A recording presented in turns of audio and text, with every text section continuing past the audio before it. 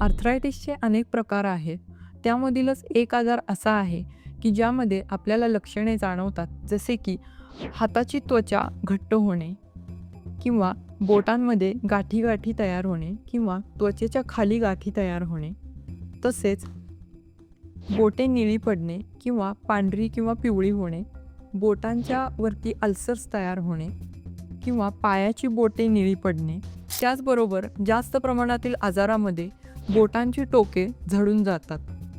तर systemic sclerosis हा एक असा ऑटोइम्यून आजार आहे ज्यामध्ये तुमच्या शरीरातल्या पेशी तुमच्या त्वचेवरती व इतर मोठ्या अवयवांवरती हल्ला चढवतात. यामध्ये तुमच्या शरीरावरील त्वचा घट्ट होणे किंवा गिळण्यास त्रास होणे, तोंड उघडण्यास त्रास होणे किंवा जास्त प्रमाणात ॲसिडिटी जाणवणे किंवा मोठ्या अवयवांवरती परिणाम झाला असेल तर फुफ्फुसाला जाळी बनणे किंवा जास्त प्रमाणात BP वाढून किडनीचा आजार निर्माण होणे, हे सगळी लक्षणे दिसून येतात.